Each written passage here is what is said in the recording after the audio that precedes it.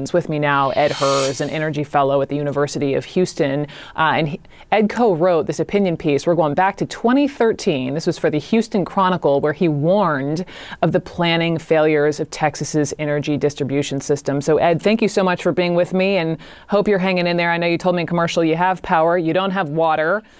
I just can't imagine. But let's get to the facts. You called this a Soviet-era power grid that was doomed to fail. You said this almost a decade ago. You saw this coming. Why didn't anyone listen to you? Well, nobody really likes hearing bad news, Brooke. That's the nature of politics.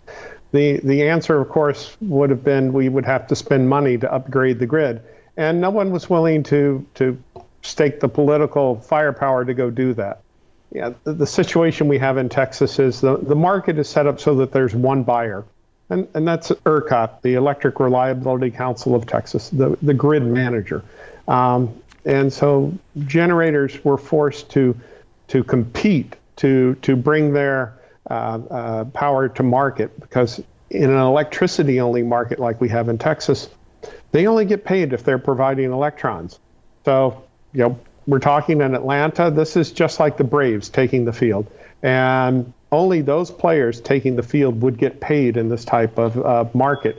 Those on the bench, those in the farm clubs, they wouldn't be paid unless they were actually on the field during the major league game. And so the other players would bid, I don't know, offering the manager a bribe or bidding into the game, and they'd keep undercutting each other. And eventually, of course, some would go away and leave the market. And that's the direction we've had in Texas.